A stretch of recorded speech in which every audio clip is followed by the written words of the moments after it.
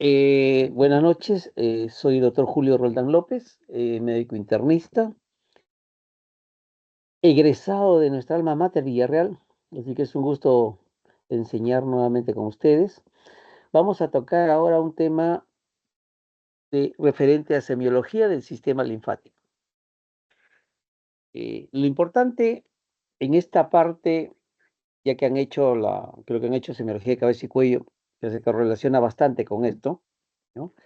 Es poder precisar bien algunos aspectos, ¿no? Hay que considerar que este sistema linfático es un enmarañado, una red de tejidos y órganos que están formados básicamente por tres elementos importantes. Los vasos linfáticos, que contienen la linfa, y los ganglios linfáticos, ¿no? Y tenemos órganos que están incluidos dentro del sistema linfático, como es el vaso, el timo, en la edad correspondiente, ¿no? E incluso las placas de Peyer, que son componentes ricos en lo que es este tejido linfoide, ¿no? Y hay que considerar que el sistema linfático es un sistema de limpieza, de depuración del organismo, ¿no? Que elimina el exceso de líquido, de proteína, de detritus de los espacios de los tejidos, ¿no? Y que esto pues circula a través de los vasos de los vasos linfáticos, ¿no? Denominado linfa, y es a través de los ganglios en las cuales se ejerce la filtración propiamente dicho de todos estos detritus mediante lo que son los componentes celulares que está formado el ganglio. La cantidad aprox que se forma de linfa por día está entre 2 a 3 litros, ¿no? Imagínense ustedes cuando hay una obstrucción, por eso que con una obstrucción del vaso linfático se produce, de acuerdo a la zona afectada, si es en miembros inferiores, el linfedema, ¿no? Característico. Imagínense la cantidad de líquido o de linfa que circula, cuando es obstruido con mayor razón. Esta drena la parte líquida de los tejidos que proviene del torrente circulatorio que no ha retornado al capilar. Ojo, y esta linfa pasa a través de ganglios linfáticos, donde los leucocitos son los que filtran los microorganismos de existir, ¿no? Y tenemos que considerar que no hay circulación de linfa, sino es un drenaje en forma unidireccional. Eso es lo que hay que comprender del sistema linfático. Estos finalmente van a drenar a dos componentes o dos conductos importantes, ¿no? La gran vena linfática, que es el conducto linfático derecho, y el conducto torácico, que es el linfático izquierdo. Obviamente estos son los dos sitios de drenaje donde terminan lo que es el sistema linfático, ¿no? Y van a circular a través de la famosa cisterna del Quilo o de Pequet, eso ya no lo recuerdo porque es parte de la anatomía. Entonces, esto es, digamos, el recorrido que hace la linfa. Y en el intermedio hay, pues, los ganglios linfáticos que vamos a definir dónde están, ¿no? Y si hacemos un poco de recuerdo, los ganglios linfáticos, como ven ustedes en la imagen, son estructuras ovaladas y aplanadas, ¿no? Que con un tamaño que pueden alcanzar de 1 a 25 milímetros. Eso va a depender del área, ¿no? Un centímetro puede llegar a ser normal dentro de los ganglios de cabeza y cuello, 2.5 máximo o 25 milímetros a nivel de los ganglios de la ingle, o sea, va a variar de acuerdo a la localización. Por eso que se da ese margen de tamaño que se precisa. Entonces, los ganglios o nódulos linfáticos, como se conoce, se intercalan estos en el recorrido de los vasos linfáticos, ¿no? Y la linfa llega pues a los ganglios por los vasos aferentes, ustedes se recuerdan, ¿no? Son dos vasos aferentes y uno eferente, ¿no? Que permiten lo que es continuar con el drenaje después de haber producido esta depuración en el tejido linfoide. Como mencioné hace un rato, esta linfa que sale a través de los componentes eferentes terminan pues ya sea en el conducto torácico izquierdo o el conducto linfático derecho. Las partes de los ganglios obviamente no lo vamos a mencionar, esto ya lo saben ustedes, desde anatomía, histología, ¿no? Con su cortical, su medular y todos los componentes que tienen de importancia en estos componentes linfáticos. Los ganglios linfáticos, cuando vamos a evaluar el sistema linfático, lo primero que que se nos viene a la mente es la presencia de ganglios o nódulos linfáticos. Y para esto tenemos que tener en cuenta dos elementos importantes.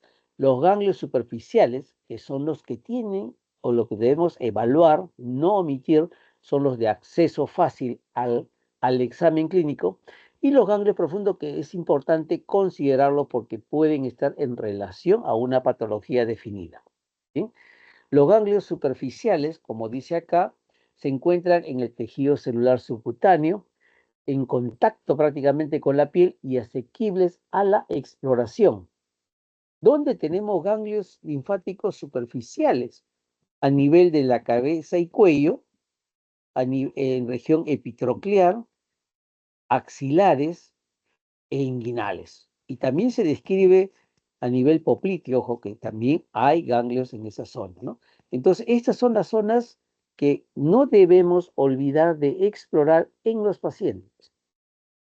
Y sobre todo en patologías en las cuales sospechamos que puede haber un componente linfoproliferativo o infeccioso con manifestación secundaria a nivel de los ganglios, ¿no?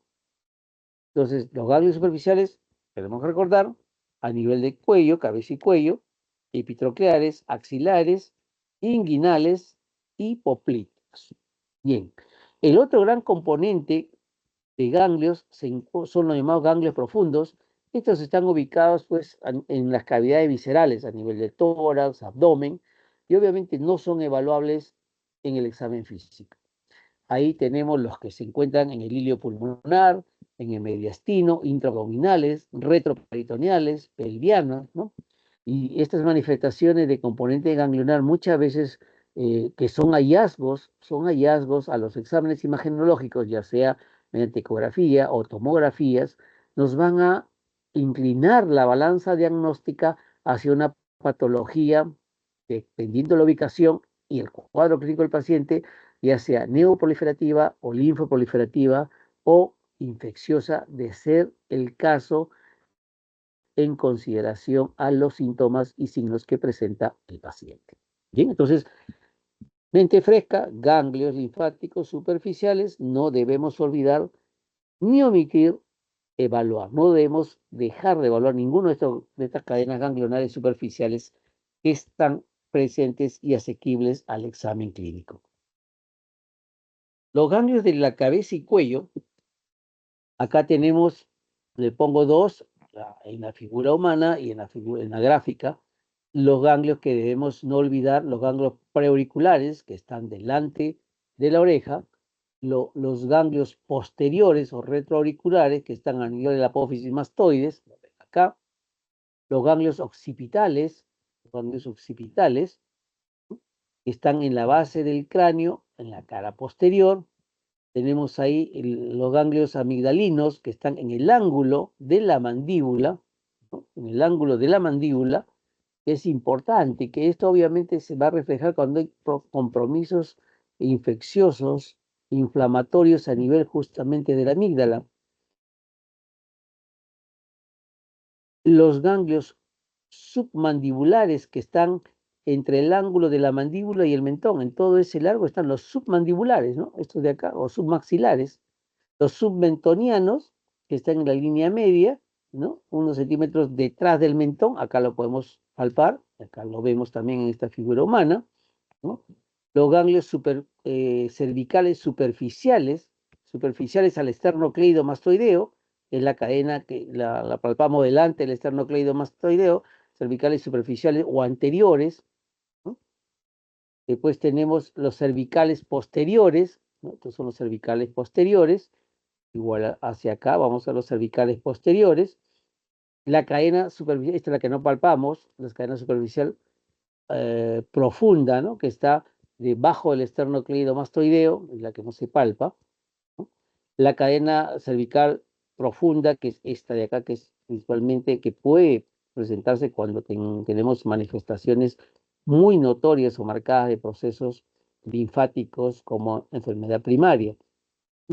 Después tenemos un ganglio importante, que son los supraclaviculares a nivel de la fosa supraclavicular, que es importante evaluarlo, sobre todo si sospechamos algún tipo de neoplasia o si encontramos un ganglio dentro de la evaluación clínica a nivel de la fosa supraclavicular, es importante evaluarlo en toda su morfología, la cual vamos a definir ahorita, ¿no? O sea, la región supraclavicular está formada, pues, digamos, en el ángulo entre la clavícula y el esternocleidomastoideo, ¿no? En ese ángulo, ahí vamos a encontrar lo que es los ganglios, la presencia de ganglios, si es que se dan en el paciente. Entonces, estas son las cadenas ganglionares que ustedes tienen que evaluar, ¿no? Preauriculares, retroauriculares, occipitales, amigdalianos. Acá consideran la presencia de ganglios o adenopatías parotidias, ¿no? Después lo que es el submaxilar o submentoniano, submaxilar o submandibular, el submentoniano. A veces podemos palpar el sublingual, ¿no? La cadena cervical anterior, superficial, la cadena cervical posterior, el supraclavicular y debajo del esternocleidomastoideo los cervicales profundos, que son los que no podemos evaluar, ¿no? Pero el resto sí son asequibles al examen clínico y que no debemos dejar de examinar, tanto del lado derecho como del lado izquierdo, ¿ok? Bien. En relación a los ganglios inguinales, hay que considerar dos aspectos. La ubicación de los mismos. ¿Qué significa? Tenemos dos cadenas. La cadena horizontal está a lo largo del ligamento inguinal. Ojo, esos son los ganglios inguinales superficiales superiores. Y dos, lo que estamos viendo ahí, y dos es la vertical en la cual sigue el segmento de la vena safena. Esos son los llamados ganglios inguinales superficiales inferiores. Entonces, eso nos dice que debemos palpar tanto a nivel del ligamento inguinal como a nivel del trayecto de la safena. Uno en sentido horizontal y el otro en sentido vertical. Importante no olvidar de palpar esta zona. Bien, vamos a la semiología ganglionar. Los ganglios se evalúan semiológicamente en dos aspectos, en la inspección y en la palpación.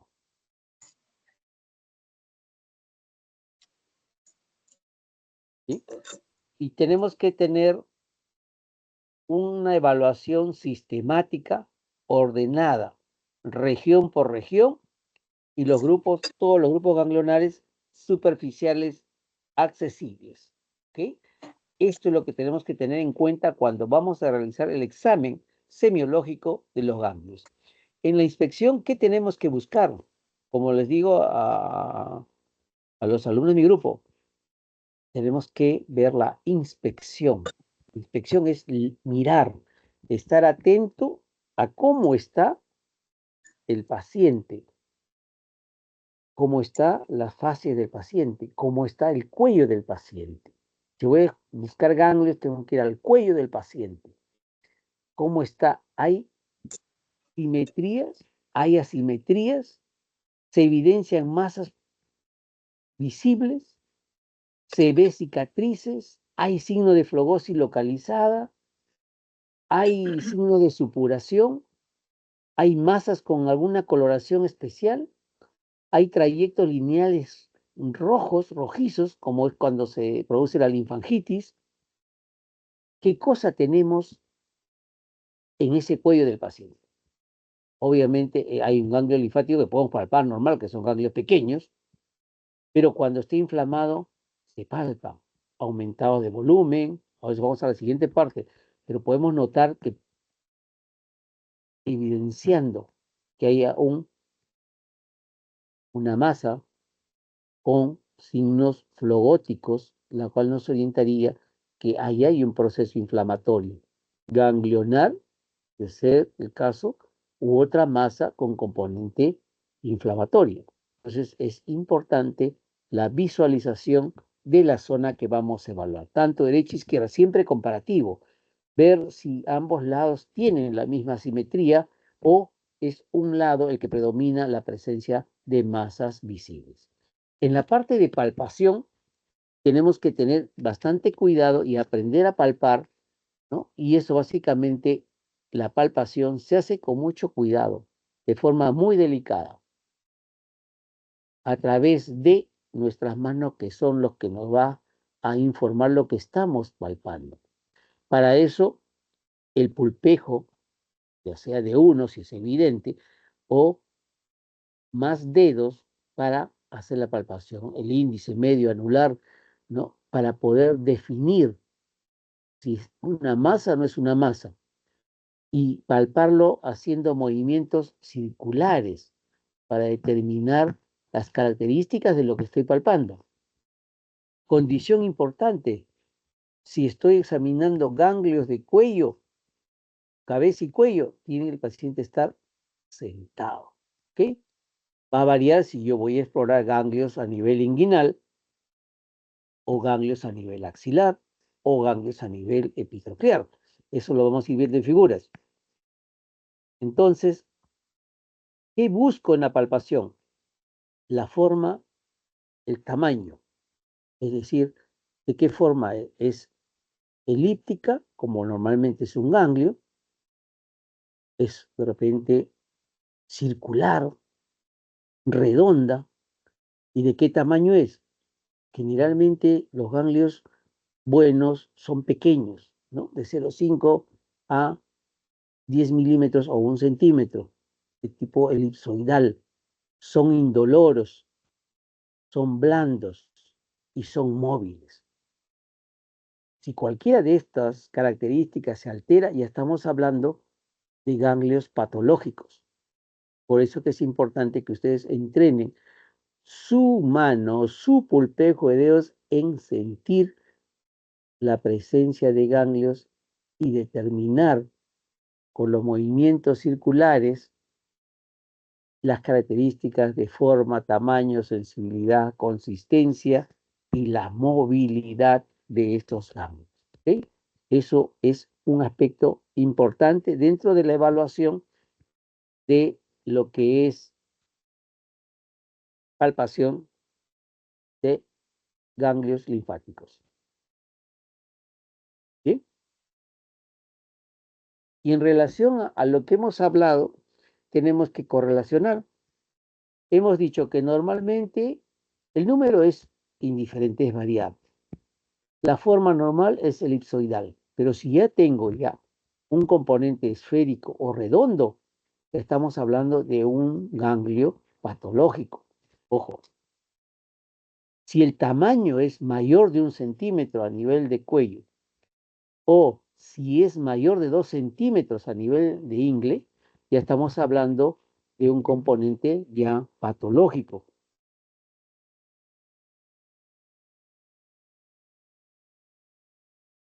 Ahora, la sensibilidad normalmente es indoloro. Si es un ganglio aumentado de tamaño, de forma redonda o esférica, doloroso, aúna más la posibilidad de que sea patológico en su evaluación. La consistencia, con mayor razón, y puede ser blanda, elástica, y vamos de firme a pétrea, ojo, ahí ya nos está induciendo de que podemos estar con un cuadro que puede corresponder a una patología no buena, una patología probablemente mala, y más aún si están adheridos entre sí, ¿no? Entonces, estas son características patológicas de los ganglios. Ahora, si yo les hago el comparatorio de inflamatorio en lo común y neoplásico, obviamente ustedes van a ver que el tamaño es variable. El dolor en el ganglio inflamatorio está presente. Es blando y puede ser friable. Está fijo, pero en planos superficiales nada más, ojo. A diferencia del neoplásico, que el tamaño es grande, mayor de lo normal, obviamente, es indoloro, y la consistencia es lo que nos va a diferenciar de blanda, friable, a duro, a pétreo, ¿no? Y si está fijo a plano profundo, Esta es una característica de un ganglio malo, un ganglio de posibilidad neoplásica. ¿Ok?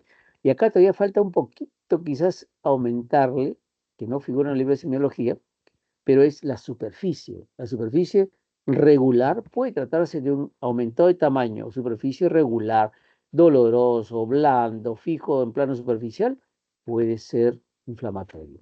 El neoplásico a veces nos da una superficie irregular, pétrea e irregular, ¿no? Sentimos con el dedo la irregularidad de la superficie. Entonces, más aún hace pensar en un proceso de origen neoplásico.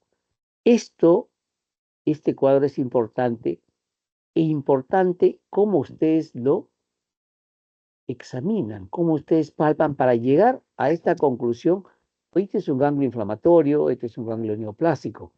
Posibilidad, obviamente no somos infalibles, podemos palpar y se nos pasa y pensamos que es de pequeño tamaño o es muy móvil y de repente es fijo o es de repente muy adherido a plano profundo. Entonces todo eso lo vamos a ir aprendiendo y lo van a ir aprendiendo en la forma, en la medida como ustedes van palpando los ganglios linfáticos en las patologías que van a ir y que en su transcurrir de su vida estudiantil y de su vida profesional van a experimentar en este momento de palpación.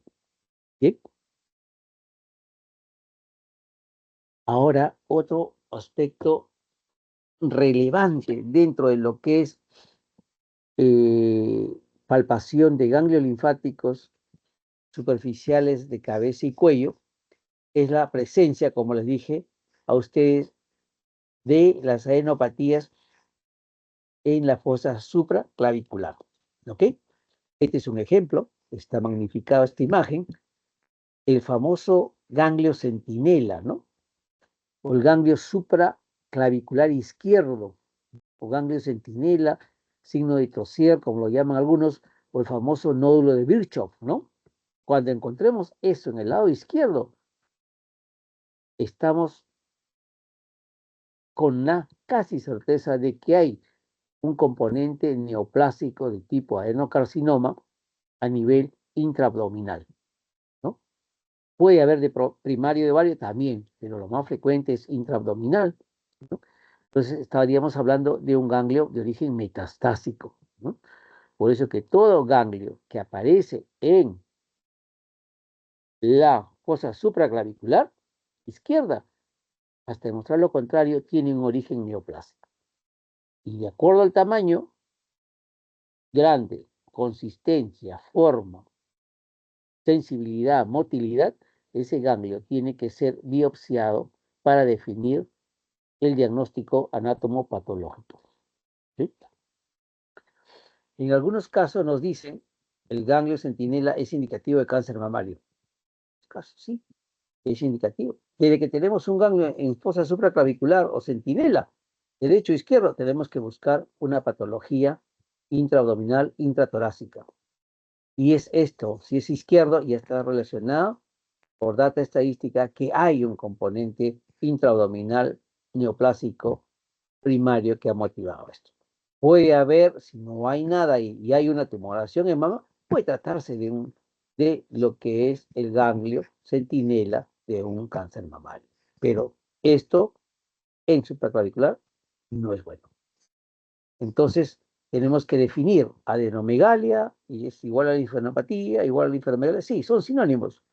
Cualquiera de ellas pueden encontrar en el texto y le pueden hablar, hay linfadenopatía en fosa supraclavicular izquierdo, hay adenomegalia, hay linfadenomegalia, que es, digamos, la parte que se habla de linfoadenomegalia, linfático, adenoganglio, crecimiento megalia, ¿no? Entonces, esas son sinonimias que quería mostrarles que pueden encontrar, o les puede referir, o les pueden preguntar, ¿hay adenomegalia? ¿O hay linfadenopatía? ¿O hay linfadenomegalia? Son cualquiera de esos sinónimos que podemos referirnos al crecimiento ganglionar durante la evaluación semiológica de los mismos. Bien, esto es lo resaltante en ganglios a nivel de cuello.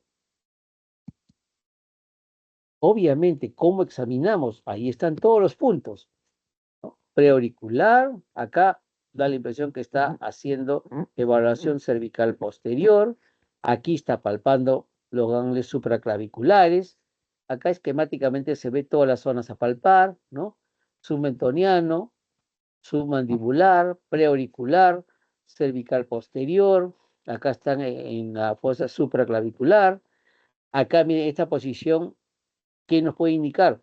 Que puede estar palpando lo que es la mano derecha al cuello, perdón, la mano derecha está en el cuello izquierdo, en el lado izquierdo del cuello, puede tratar, está explorando alguna parte de la región cervical, acá está en cervical posterior, y acá está viendo si es que hay un componente supraclavicular. Acá está haciendo la parte más específica de la región supraclavicular, ¿no? Entonces, es la forma como debemos colocar nuestras manos y básicamente los pulpejos, índice, anular y medio.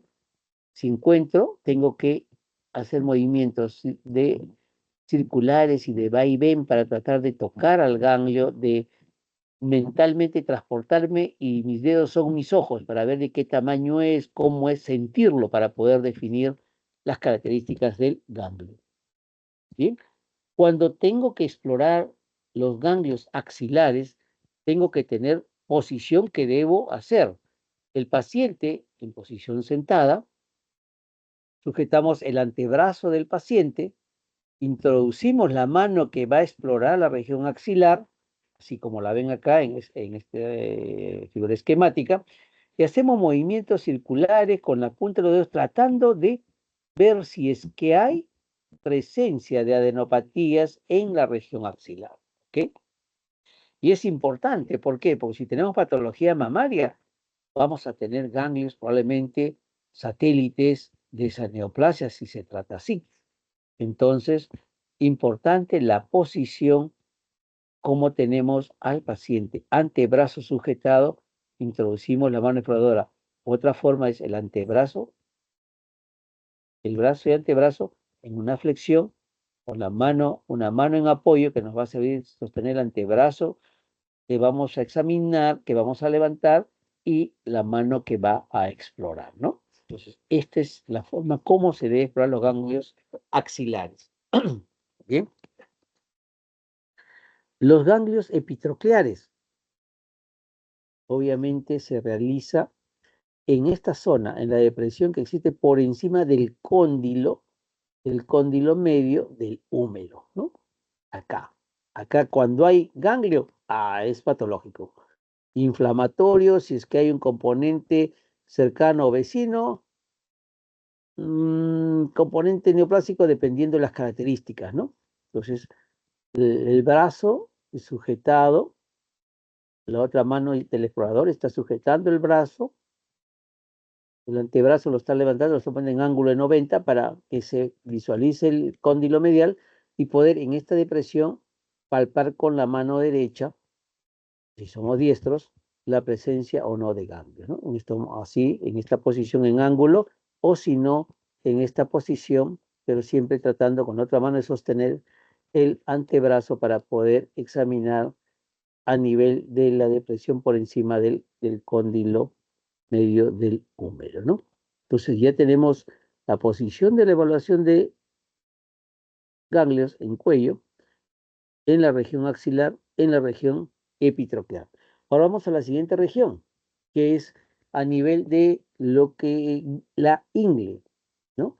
Ahí, para este caso, tenemos que tener al paciente en decúbito dorsal con una ligera flexión de las rodillas, ¿no? ¿Para qué? Para que podamos evaluar bien la región inguinal y considerar los ganglios superficiales que hemos visto, ¿no? Tanto superiores como inferiores. Acuérdense que los ganglios superficiales y superiores están siguiendo el conducto inguinal y los superficiales inferiores están en forma vertical, ¿no? Siguiendo la safena. ¿Ok? Entonces, eso es a través, obviamente, de lo mismo, la palpación de los dedos del explorador en forma circular y tratando de palpar si es que hay a través del conducto inguinal o a través de lo que es el trayecto de la safena, ¿no? Esos son los dos lugares que tenemos que explorar cuando vamos a examinar si es que hay presencia de ganglios linfáticos inguinales. ¿Bien? Y otra zona donde nos recomiendan que explorar es en la zona poplitea, ¿no? Obviamente, ahí tenemos que tener dos modos en la cual podemos examinar. Uno, el paciente está en la primera figura en decúbito ventral, ¿no? Y vemos ahí cómo la mano del explorador está buscando la presencia de ganglios. La otra, y la que es más recomendable, es colocar la mano en torno a la rodilla del paciente y palpar la fosa poplitea con una flexión, una semiflexión de la rodilla para poder ingresar bien a la fosa poplitea y determinar si es que hay presencia de ganglios o no.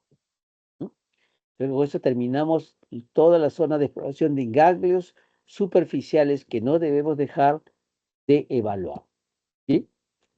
Pero una vez que tenemos ya precisado, y con esto ya vamos digamos, a definir siempre la historia clínica es importante. Y dentro de la historia clínica, la enfermedad actual, la característica del relato cronológico es muy importante. En el caso de enopatía, tenemos que tener en cuenta características. ¿Desde cuándo inició? Si estamos en la anamnesis, ¿dónde se localizó? ¿Dónde apareció el primer ganglio, el primer bultito, a veces dicen? ¿Cuánto tiempo lo tiene? Si notas si son varios, ojo, porque puede haber en cadena, como puede haber una cadena aglomerada de ganglios. Y si tiene dolor o no tiene dolor. Ustedes no le van a preguntar al paciente, ¿tiene sensibilidad? No. ¿Tiene dolor? ¿Le duele esas bolitas o esos bultitos que han crecido? Porque de repente la gente no sabe que es ganglio, ¿no? Mucha gente. Y hay que preguntarle si tiene dolor, si siente dolor en los bultitos o en las tumoraciones o en las masas. Muchas veces tengo una masa, si hay dolor en esa masa. Otra pregunta que tenemos que hacer es, ¿qué síntomas están asociados a la aparición de esos ganglios, esas masas o esas tumoraciones, entre comillas? Si se puso rojo, si siente caliente, si ha notado que hay líneas en la zona donde están los bultitos, ¿no? Y además, ¿qué otros síntomas sistémicos presenta el paciente? ¿Hay malestar? ¿Hay fiebre? ¿Hay pérdida de peso? ¿Presenta sudores nocturnos? ¿Hay dolor abdominal?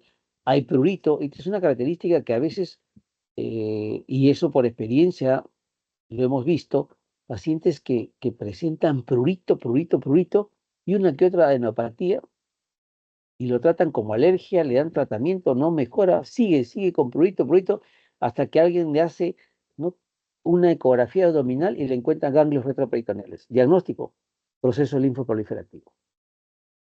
Y hemos visto así, pacientes que han venido con prurito, por decirlo, crónico, con múltiples tratamientos, que por ahí en el examen se encontró ganglio en el cuellito, un ganglio así medio rarito, no pétreo, y se pidió una ecografía para ver si había ganglios retroperitoneales y se encontró ganglios retroperitoneales. Y terminó siendo un linfoma felizmente que tuvo curación, ¿no? Entonces miren cómo siempre no hay que aminorar ningún síntoma. El prurito, es alergia. No necesariamente. Puede ocurrir fenómenos de procesos diferentes de un estado alérgico propio y ser solo como una manifestación paraneoplásica. Hay que ver si es que hay factores predisponentes a la aparición de adenopatías. Hay infección de garganta, hay infección a nivel tiene una celulitis, ¿no? Y hay ganglios en la cadena, digamos, superficial inguinal inferior. Entonces va de la mano. O si ha habido una cirugía cercana a la zona en la cual puede presentarse presencia inflamatoria de ganglios. Si hay presencia de fármacos, hay algunos antibióticos que pueden presentar, ¿cómo se llama? Pueden provocar adenopatía secundaria como una reacción, o quimioterápicos, ¿no? Entonces, todo eso es importante cuando el caso nos dice que hay, o el paciente nos refiere que hay tenemos unos bultos en el cuello o unas masas en las axilas o en las ingles. Tenemos que inmediatamente hacer estas preguntas para poder evaluar bien al paciente y definir y buscar la presencia de ganglios con características inflamatorias benignas o neoplásicas malignas, ¿no? Pero el sistema linfático no solamente es enopatía. Acuérdense que les dije que es vasos linfáticos y que se produce linfa 2 a 3 litros en 24 horas. Entonces, si alguien nos viene con un aumento de volumen de una extremidad, tenemos que ver y preguntar, ¿es un solo lado? ¿Son los dos lados? ¿Se hincha y se deshincha? ¿O es permanente? ¿Y desde cuándo está, digamos, edematizada la extremidad? Y ver si es que hay factores que puedan orientarnos a ese aumento de volumen de la extremidad. Hay un trastorno cardíaco, de repente hay problema renal, hay cirugía, hay infección, hay una celulitis que es extensa y entonces aumenta el volumen. Ha habido un traumatismo con una compresión de vasos sanguíneos y dentro de ellos los vasos linfáticos pueden dañarse. Si hay insuficiencia venosa, acuérdense que los problemas venosos valvulares pueden provocar un aumento de volumen, ¿no?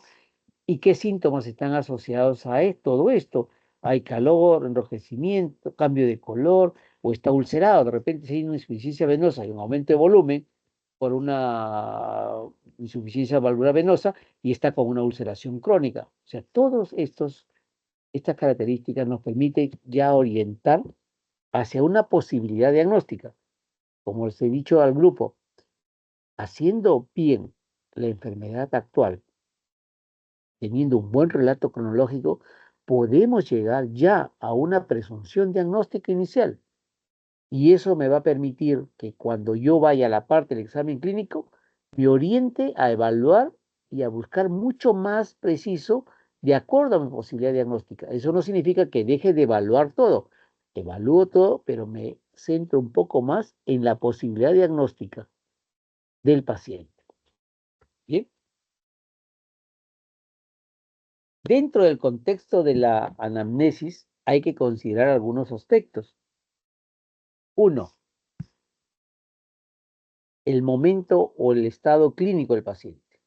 Y ahí nos referimos el aumento del tamaño de ganglios linfáticos o de la extremidad, si es local o es generalizada. Acuérdense que hay patologías infecciosas.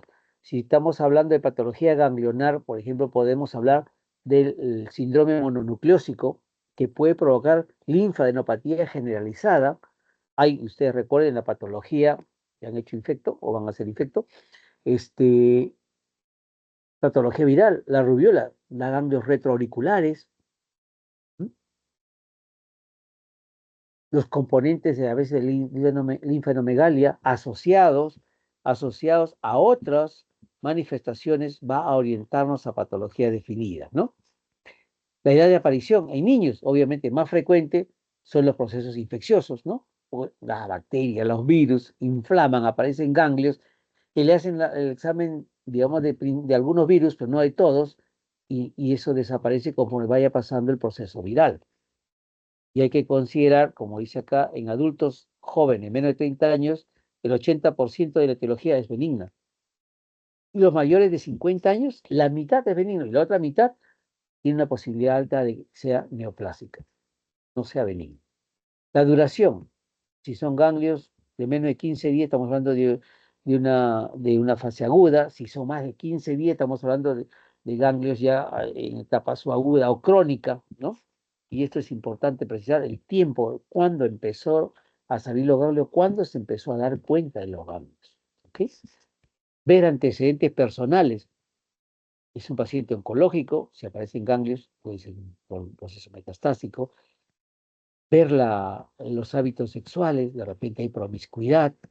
Si tengo linfadenopatía generalizada y hay esta condición, la alta posibilidad que se trate de un síndrome de inmunodeficiencia adquirida, ¿no? Un VIH, virus de la inmunodeficiencia. Si hay viajes, ojo, hay viajes, podemos tratar de enfermedades infecciosas que pueden provocar adenopatías generalizadas. Si hay contacto con animales, si hay cirugías recientes, la ocupación del paciente, inmunodepresión, ya sea natural o por drogas, en los casos de los quimioterápicos, ¿no? Ver los antecedentes familiares, si hay antecedente de neoplasia maligna, si hay antecedente de anemia en el paciente, si hay enfermedades infecciosas como la tuberculosis. Acuérdense que una de las características de compromiso de tuberculosis en ganglio es a nivel cervical, ¿no? La famosa escrófula, la TBC ganglionar, en donde podemos ver que hay una masa y en la cual presenta después una, digamos, no como una supuración, pero es el contenido gaseoso que elimina a través de ese ganglio inflamado, infectado, que se abre, ¿no? Para tratar de sacar ese contenido ganglionar que es el calcio. Entonces, esto es en la frecuencia en nuestro país de tuberculosis nos permite ver estos casos. Ya no tanto, porque ahora la tuberculosis lamentablemente es más pulmonar y la más lamentable todavía que son drogoresistentes, multidrogoresistentes o XDR, que son los extremadamente resistentes, ¿no? Bien, trastornos inmunitarios si hay en componente familiar, si hay linfoma y por ahí aparece alguno de los grupos familiares con adenopatías, hay que sospechar, ¿no? Entonces, todas estas características de la anamnesis nos permite orientar y poder definir las posibilidades diagnósticas de estos pacientes, ¿sí? Y cuando tengo ganglios, tengo que más o menos, o tienen ustedes más o menos que saber de dónde drena ese ganglio para poder más o menos orientar las posibilidades etiológicas. Por ejemplo, acá en este cuadro van a ver a nivel occipital, región de drenaje, obviamente cuero cabelludo, la parte posterior y nuca. Acá puede estar en relación a infecciones locales, a dermatitis seborreica, a infecciones o afecciones micóticas como la tiña o la varicela, que también produce los ganglios occipitales, la rubiola, los linfomas. ¿Se dan cuenta? Todo va a depender cómo empezó. Si me dice, hay malestar general, hay un rash, puede ser una rubiola. No, hay erupciones, es una varicela. No hay erupciones, hay prurito. Puede tratarse de un proceso linfoproliferativo. O en la piel veo tiña, o en la cabeza, puede ser secundario a este proceso, digamos, infeccioso que está teniendo. Retroauricular igualito, ¿no? Tiene las mismas características, ¿no? Claro que vienen de la parte temporal y parietal y el pabellón auricular. Por eso que siempre, cuando hay componente occipital retroauricular, siempre piensen en infecciones de acuerdo a la sintomatología y a la posibilidad diagnóstica, varicela, rubiola, y si no hay nada, pensemos siempre en la posibilidad linfoproliferativa.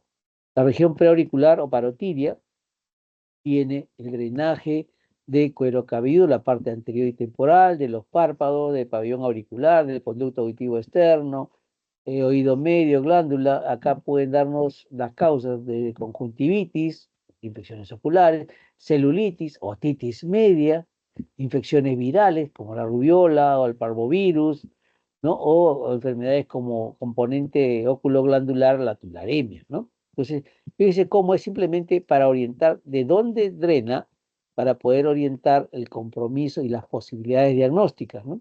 Mandibular, obviamente acá, mejilla, nariz, labios, lengua, mucosa oral, todas las infecciones virales, infecciones bacterianas y micobacterias, todo van a darnos un crecimiento submandibular, ¿no? Igual submentoniano, igual en el piso de la boca, labio inferior, compromisos ahí, ustedes han visto a veces hasta herpes labiales muy intensos y con un crecimiento ganglionar a nivel submentoniano, ¿no? Cervical superior viene el drenaje de la laringe inferior, de la zona inferior del conductivo, de la glándula parótida. En el profundo, obviamente, ya estamos hablando de región de adenoides, el componente lingual, del paladar, ¿no? Cuando vemos alguna prominencia a nivel cervical profunda, ojo, acá la cosa está más seria, ¿ok? Acá está, los ganglios supraclaviculares del lado derecho, pulmones mediastino, lado izquierdo, abdomen. Por eso que tenemos en el lado izquierdo es una neoplasia, el ganglio centinela de Virchow, es un componente intraabdominal. Lado derecho, pulmones y mediastino. Ahí no hay duda, o sea, es tumor intratorácico o intramediastinal. Siempre pensemos en eso cuando tengamos ganglios supraclaviculares. Axilar, a nivel de brazo, de hombro, mama, pared torácica, abdomen, que son los sitios de drenaje, que van a terminar ahí. Ahí podemos hacer una reacción vacunal. Acuérdense que cuando hay gente que cuando recibió la vacuna del COVID, hacían adenopatías inflamatorias, ¿m? Y o enfermedades locales, hay linfomas, tuberculosis o metástasis, dependiendo de la localización donde está. A nivel epitroclear, que recibe drenaje de mano y antebrazo en infecciones locales. Acá tenemos el virus de Epstein-Barr, las micobacterias que pueden estar presentes y procesos linfoproliferativos, ¿no? O incluso las leucemias que podían presentarse en la región epitroclear. Ojo, porque ahí palpar epitroclea ganglios es buscar patología para poder definir y generalmente no son tan benignas, ¿no? En la región inguinal, como bien dice, la región de drenaje es la extremidad inferior, genitales, nalgas, pared abdominal inferior, al ombligo, todas las infecciones locales que pueden presentarse. Y si no hay signos de infección local, si no es digamos, una evaluación o un relato cronológico que indique infección y no haya nada, ojo, hay que pensar en la presencia de patología hematológica o la presencia de tumores a nivel genital. ¿Ok? En poplitea, solo procesos infecciosos, ¿no? ¿De dónde? De pie, de pierna, de rodilla o la presencia de linfomas. ¿De qué va a variar del cuadro clínico del paciente para pensar en infección o patología no infecciosa? Esto es importante que ustedes sepan para que deduzcan, estoy encontrando un ganglio patológico en tal sitio, ya voy orientando la posibilidad de seguir estudiando mediante exámenes ante una sospecha infecciosa, una sospecha no infecciosa de etiología probablemente neoplásica, pero ya voy fijando los posibles sitios de presentación. Bien, este es uno más simplificado, en la cual es más acá supraclavicular, ya sabemos derecho, mediastino y pulmones, izquierdo abdomen, delto pectoral que puede haber, es de brazo, axilar, ya sabemos de brazo, mama, tórax, incluso el cuello, epitroclear, ahí está el lado medial del brazo o debajo del codo, en la región inguinal, todo lo que es la parte de extremidad inferior, genitales, ¿no? La pared abdominal inferior y el ombligo, y la poplitea, el miembro inferior. Esas son, digamos, un poquito el resumen del cuadro anterior, no de la cabeza, porque la cabeza está definida en el cuadro anterior, sino de estas zonas de extremidades axilares, epitrocleares, inguinales y popliteas. Bien, ya. Esto es todo lo que es sistema linfático de ganglio. Pero quiero mencionarles también que un órgano importante es el vaso dentro del sistema linfático. Y acá se explora en tres aspectos: inspección, palpación y percusión. La inspección, normalmente el vaso no se va a ver, ¿no? Por lo que la inspección se realiza solo para descartar si es que hay presencia, digamos, de agrandamientos considerables del vaso. ¿Y eso en qué patología? Por ejemplo, en la leucemia mieloide crónica, ese vaso puede llegar hasta la cicatriz umbilical y se ve ahí sí la simetría del abdomen, ¿sí? En ese sentido oblicuo, como dice, ¿no? Desde hipocondrio izquierdo hacia la región del lado derecho. Palpar el vaso normalmente no es palpable. Si empezamos a palpar es porque hay crecimiento de vaso que se denomina esplenomegalia. Entonces, y se palpa el vaso habitualmente cuando dice ha crecido 3 veces del tamaño normal. Y la percusión se tiene que realizar en todo lo que es la parte anatómica que corresponde a la localización del vaso. Entonces, es, digamos, la forma en la cual se diferencia este órgano linfático en la evaluación: inspección, palpación y percusión. A diferencia del ganglio, que solo es inspección y palpación. Y esto lo van a aprender en su práctica, cuando hagan el capítulo correspondiente, Hay varias formas de palpar el vaso, ¿no? Esta es una de acá, que es desplazando, deslizando los dedos debajo del arco costal o del reborde costal izquierdo, ¿no? En sentido oblicuo, porque así está el vaso. La otra es mediante digamos, el gancho, tratando de palpar si es que hay vaso palpable. Y la otra que no se ve acá, pero que es poniendo en el cúbito lateral del lado derecho con la flexión de la pierna, semiflexión de la pierna o del miembro inferior izquierdo, ¿no? Con el brazo el brazo izquierdo hacia la cabeza y se hace digamos, este movimiento de desplazamiento de los dedos hacia la zona correspondiente al vaso. ¿Ok? Eso simplemente para una información.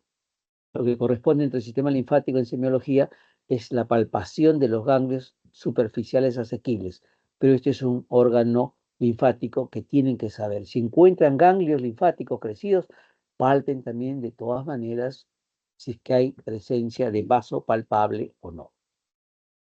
Bien, bien chicos, esta era la clase que que me fue encomendada para ustedes. ¿Preguntas?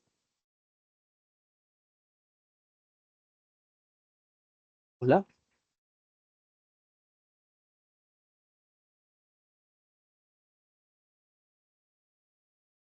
hola, hola. Bien, ¿hay alguna pregunta? ¿Duda?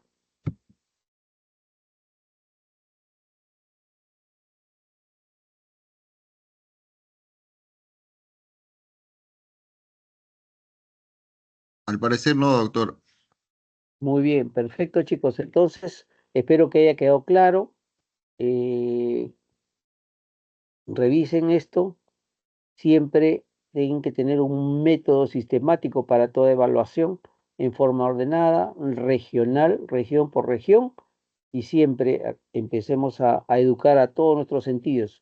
Y en semiología, la vista, el tacto es importante. Dos elementos claves para poder hacer un buen examen semiológico. Bien, chicos, si no hay preguntas, entonces damos por terminada la clase. Gracias a ustedes por su presencia. Muchas gracias, doctor. Buenas noches. Buenas noches, chicos. Buenas noches. Hasta luego. Buenas noches, doctor.